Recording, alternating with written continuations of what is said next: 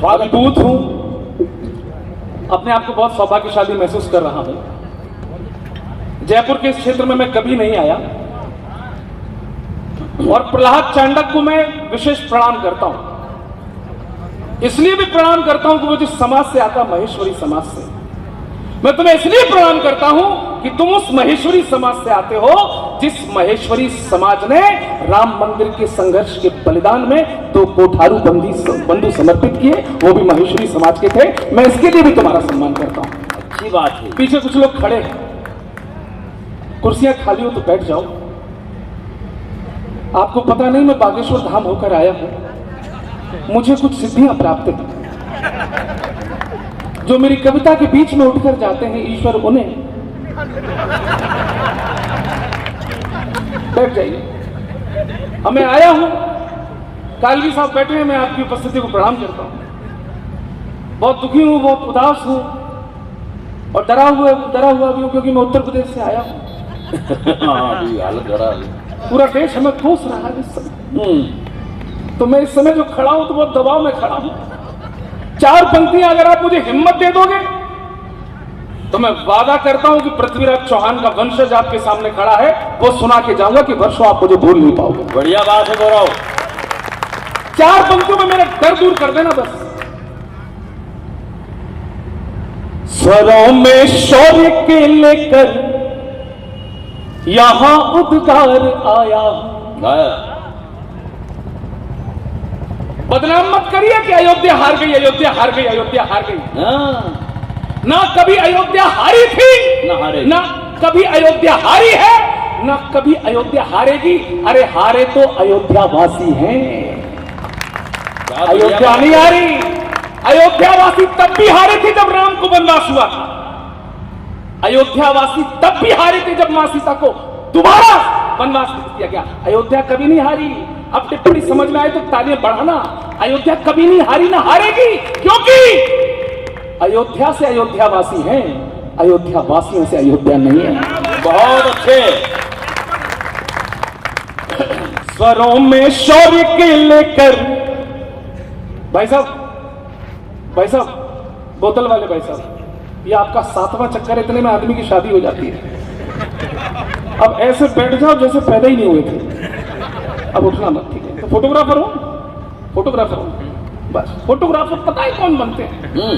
Photographer आगे चल के वो बनते हैं जिन्हें बचपन से ही दूसरे के घर में ताक झांक करने की आदत होती है। तो तुम इस समय मेरी खींच रहे हो, तुम्हारे घर पे कोई और खींच रहा होगा। मैं फोटो की बात कर रहा हूं। अब मत उठो, साथ देना।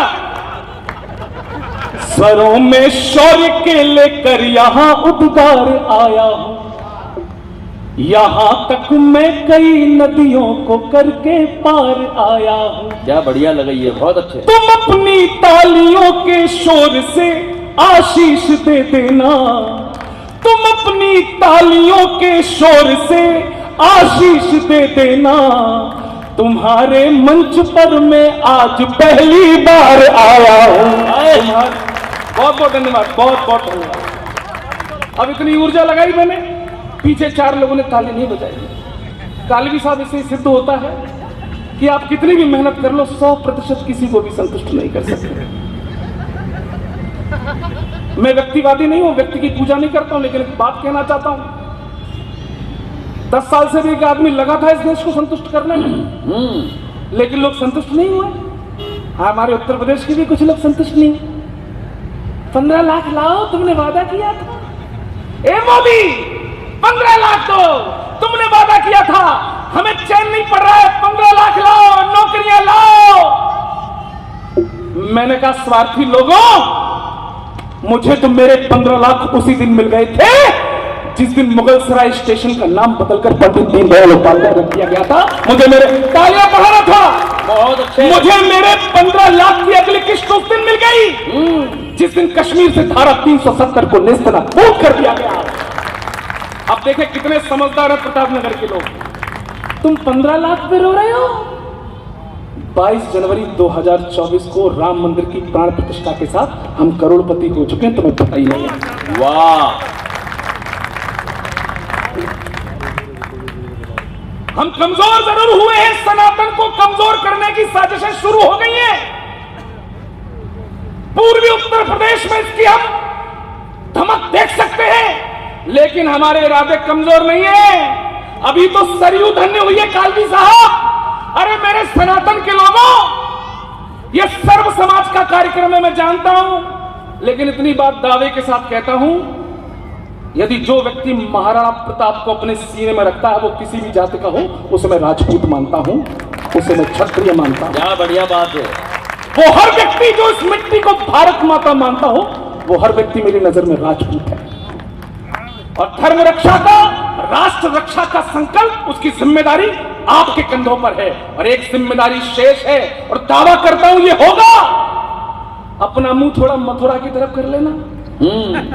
और मैं अगर आपको मथुरा पहुंचा दूं तो अब तक जितनी तालियां नहीं बजी, मैं उतनी सुनना चाहता हूं। क्या होने वाला है? हमारा बाबा खामोश नहीं बैठेगा। अभी जरा सा धीर धरो, जमुना का पानी खौलेगा। अभी जरा भाई साहब मोबाइल वाले, आप मोबाइल को उसी तरह साइड में रखते रहो जिस तरह पंजाब में कांग्रेस ने सिद्धू को रख दिया था।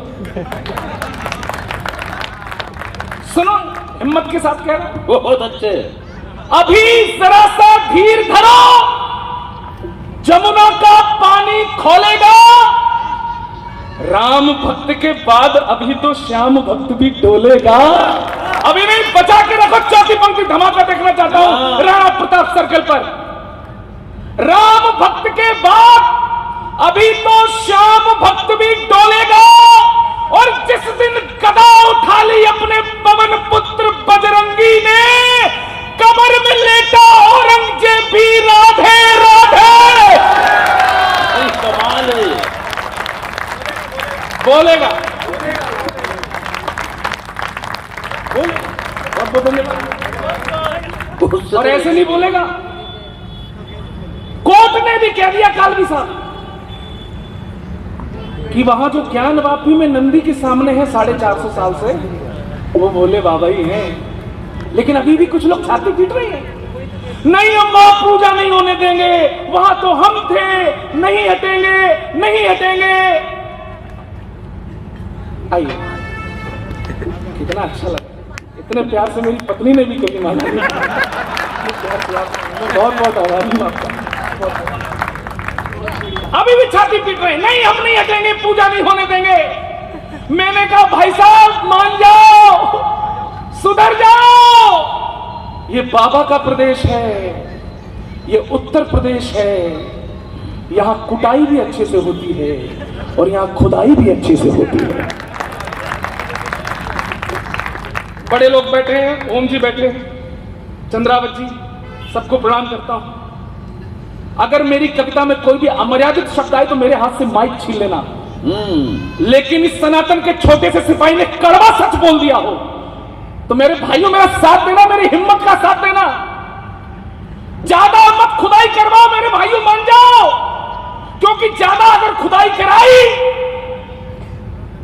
तो कुछ और भी निकल सकता है। भगवान तो छोड़ो, कुछ और भी निकल सकता है। और वो जो निकलेगा वो साइंटिफिकली प्रूफ होगा। कड़वा सच कह दिया प्रतापनगर के लोगों, मुझे निहाल कर देना मेरी हिम्मत को। सुनना, ज्यादा मत खुदाई कराओ, क्या निकलेगा? और जहां जहां खोदोगे यही निकलेगा। सनातन धर्म की गाथाओं के आलाप निकलेंगे। बढ़िया बात है।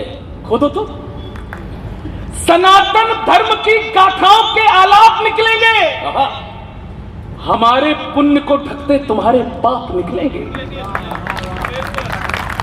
पीछे वाले जरा बताना कौन लोग हो आप? हमारे पुण्य को ढकते तुम्हारे पाप निकलेंगे। और खुदाई या निरीक्षण में मिले भगवान को छोड़ो, तुम्हारे डीएनए में भी हमारे बाप निकलेंगे। और डीएनए करवा के चेक करवा लो।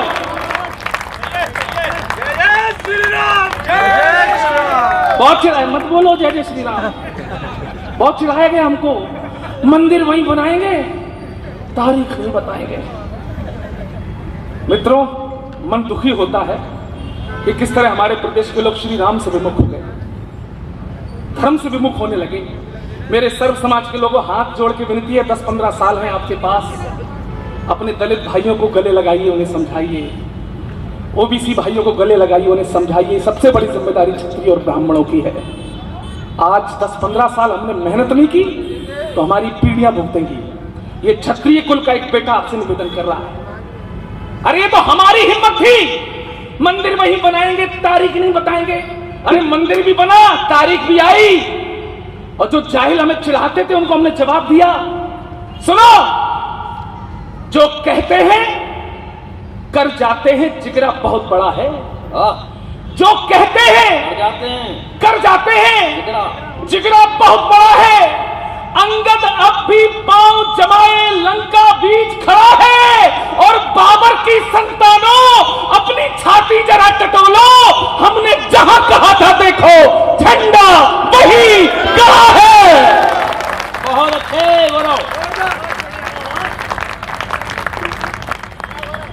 और ये हिम्मत मिली कैसे? किनसे मिलती हिम्मत? ऐसे महापुरुषों से। बहुत अच्छे गीत कविताएं पढ़ी गई। मेरा भी विषय वही है, मेरी भी श्रद्धा वही है, लेकिन मैं कुछ अलग कह देता हूं तो आप लोग मुझे सुन लेते हो। आज करना क्या है? करना एक ही काम है, दुश्मन का आखेट लिखेंगे। प्रतापनगर के लोगों, आज से शुरू कर दो। दुश्मन का आखेट लिखेंगे, अरिका मटिया मेट लिखेंगे, और अकबर की औकात बताकर हम राणा दी ग्रेट लिखेंगे। हम राणा दी। और ग्रेट क्यों लिखेंगे? कविता सुनाता हूं, लेकिन उससे पहले मेरे राजपूत क्षत्रिय समाज के लोगों, कालवी साहब आप बहुत बड़े व्यक्तित्व हैं हमारे समाज के, आपकी उपस्थिति को प्रणाम करता हूं, लेकिन कुछ निवेदन भी करना चाहता हूं अपने क्षत्रिय समाज से। सिर्फ निज स्वार्थ या गुमान में फंसे रहे तो सुनना, हमारी नाराजगी थी, उस नाराजगी का परिणाम सीटों के रूप में दिखा दिया इस देश को। लेकिन हम गद्दार तो हम नहीं हैं, हम साथ में खड़े उसी के होंगे जो इस भारत मां के बारे में सोचेगा। बहुत अच्छे। ये क्षण भर की नाराजगी हो सकती है, लेकिन सुन लेना, निज स्वार्थ या गुमान में ही यदि फंसे रहे, संगठन वाला परिवेश हार जाएगा। बड़े बुजुर्ग बैठे, आशीर्वाद देना। सिर्फ निज स्वार्थ या गुमान में फंसे रहे तो संगठन वाला परिवेश हार जाएगा, और हरे रंग लाल रंग में यदि बटे रहे तो भगवा का पुण्य परिवेश हार जाएगा। भगवा का पुण्य परिवेश हार जाएगा। और राणा और पृथ्वी के सपूत एकजुट रहे। अपना संदेश पहुंचाता हूं, मुझे आशीर्वाद देना। राणा और पृथ्वी के सपूत एकजुट रहे तो ये बिखराव का कलेश हार जाएगा। तो ये बिखराव का कलेश हार जाएगा। और हम ही अखंड भारती के हैं सिपाही। सुनो, राजपूत टूटा तो ये देश हार जाएगा। राजपूत टूटा तो ये। अब पुरखों ने पीढ़ियों के लिए जो किया था कभी, याद करना, पुरखों ने पीढ़ियों के लिए जो किया था कभी, उस बलिदान का लिहाज रख लीजिए। फ्री में बिकना बंद कर दो। उस बलिदान का लिहाज रख लीजिए, और धर्मद्रोहियों के आगे शीश न झुकाइएगा। मातृभू के चरणों में ताज रख दीजिए। मातृभू के चरणों में ताज रख दीजिए। और सिर्फ अपनी नहीं समाज की भी सोचिएगा। सिर्फ अपनी नहीं समाज की भी सोचिएगा। सर्वहित वाले काम काज रख लीजिए। और क्षत्रिय समाज से ये हाथ जोड़ विनती है, घास वाली रोटियों की लाज रख लीजिए। घास वाली रोटियों की। कविता सुनाता हूं। कौन थे प्रताप? कौन थे प्रताप? जब मुगलों ने मिर्ची डाली पावन हल्दी घाटी में। मैं वो पंक्तियां सुना रहा हूं। आपने हर महाराणा प्रताप जयंती पर बड़े बड़े बैनर में वो 4 पंक्तियां लिखी होंगी, लेकिन आपको पता ही नहीं था कि वो गौरव चौहान ने लिखी। महाराणा प्रताप के जन्म दिवस पर सर्वाधिक लिखी जाने वाली पंक्तियां पढ़ के सुना के जाऊंगा यहां से। सुनना, जब मुगलों ने मिर्ची डाली पावन हल्दी घाटी में, अग्नि पुष्प तब हुआ पल्लवित कुंभलगढ़ की माटी में। सुनना, अग्नि पुष्प तब हुआ पल्लवित कुंभलगढ़ की माटी में, जो सिसोदिया कुल का गौरव स्वाभिमान का पोषक था। जो सिसोदिया कुल का गौरव स्वाभिमान का पोषक था। मुगलों से जो खुली जंग का एकमात्र उद्घोषक था और अकबर का दुस्साहस रोका साहस के बलबूते से। समझौतों को ठोकर मारी जिसने अपने जूते से। समझौतों को थोड़ा बढ़ाना चाहिए। समझौतों को ठोकर मारी जिसने अपने जूते से। अरे इस्लामी गिद्धों के हरदम पंख कतरने वाला था। इस्लामी गिद्धों के हरदम पंख कतरने वाला था। एक बार से दुश्मन के 2 टुकड़े करने वाला था। जिसका बल पौरुष दुनिया में अव्वल और निराला था। कवच किलो 81 का था और 72 भाला था। बहुत अच्छे।